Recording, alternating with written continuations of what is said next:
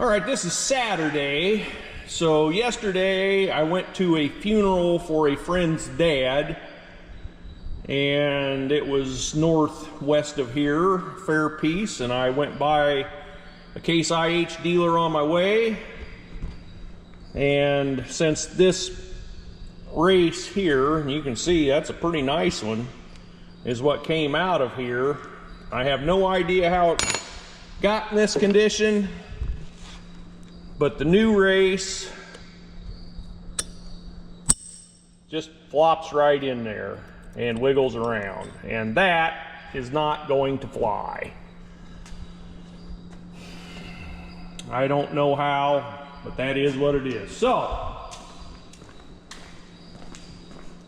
I visited my parts stash,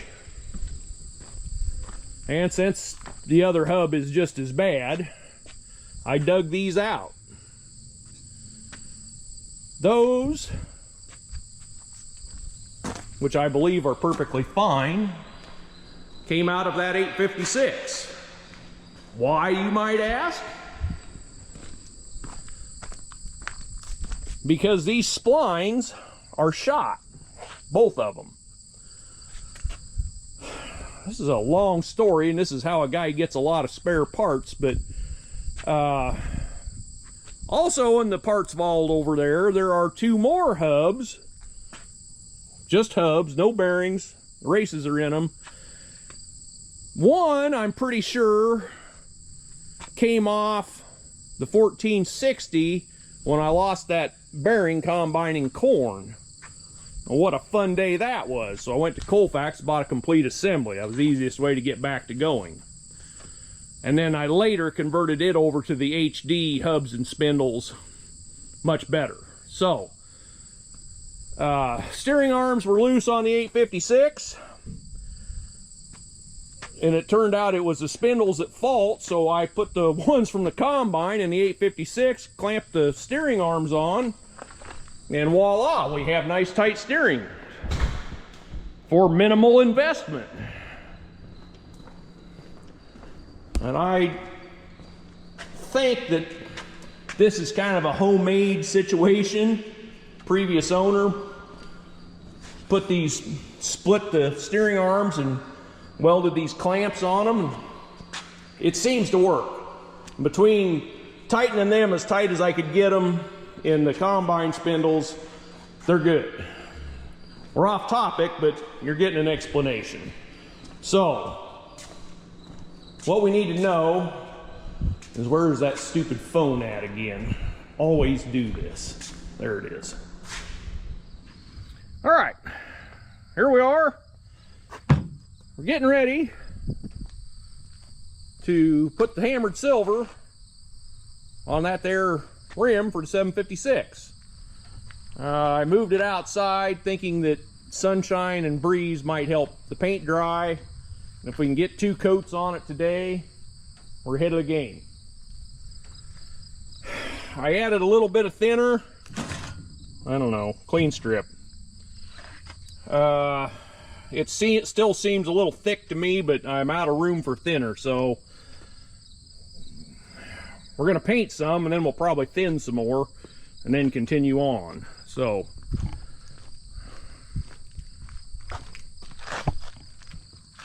this is gonna be, well, it might not be as boring as watching paint dry, but you know, close.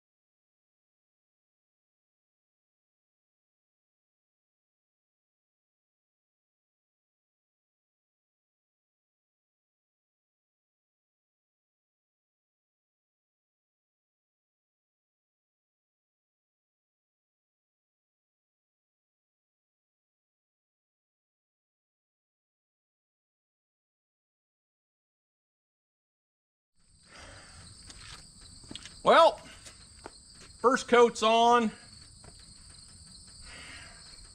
I tell you, this weather is just killing me. I was talking to Mike on the phone this morning, and he was thinking about going to the state fair, and I said, man, the sweat will run out of me so fast, I don't know. I don't even really like to go out in public when it's like this. I can see some thin spots, but I'm going to give it another coat. I think it'll be fine. The sweat was even running off my hand to the point that I was getting water drops in the paint. So I will give that another coat. I don't know that I will film any of that. I mean, it's, you know, now we just got to watch paint dry. I'm going to go over in the shop where it's a little bit cooler and work on the hubs for that 756, and I'll bring you back then. All right, as Kermit the Frog used to say, moving right along.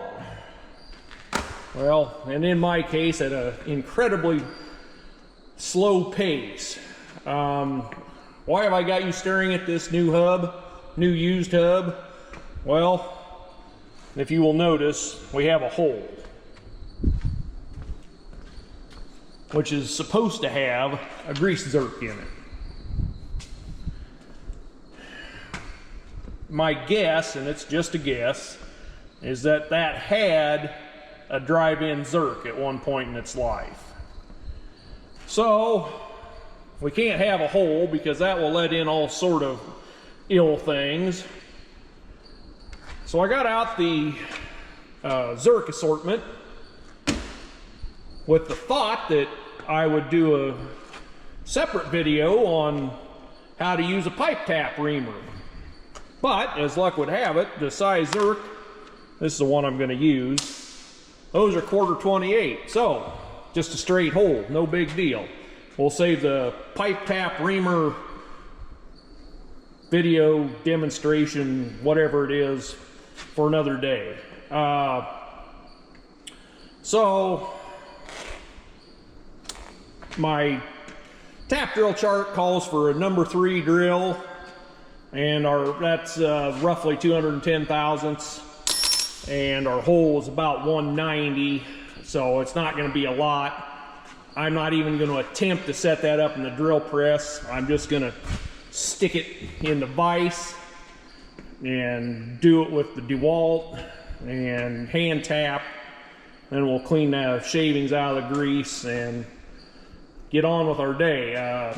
Before too much longer, I'm going to trot back over to the old shop and put the second coat of paint on that rim. And I feel like I'm actually making a little progress on this today. And I gotta tell you folks, this has been the year of everything I touch blows up in my face. All I wanted to do was put new tires on the front of my new tractor, and wow, right down the rabbit hole. So at any rate, I'm just gonna do this. You don't need to watch me make a mess here.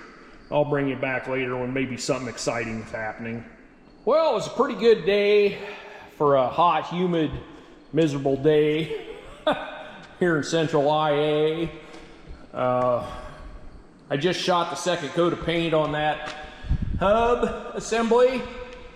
So I painted it in assembly so that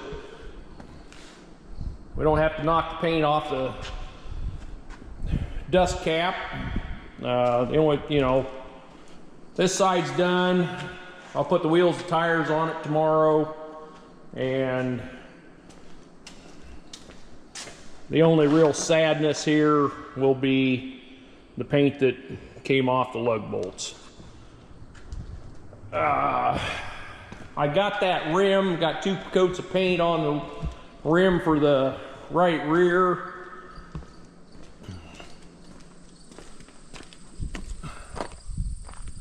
Friend of mine dropped that horseshoe off. He had extra. That'll go on the 400 eventually because it's kind of a POS. Those spindles are basically junk because of the splines. but they're also better than a broken one with a good spline. So I'm going to resist the temptation to scrap them, and I will put them back in the hog house. That's pretty much it for today. I did finish the mowing, so that's good. And just like that, in only 6 days, new tires on the front of this 756. Something that should have been completed in, I don't know, 5 or 6 hours, including the trip to the tire shop. Well, hopefully the back ones go a little smoother than the front did. The fact that I've been through the hubs and bearings is no bad thing. Thanks for watching.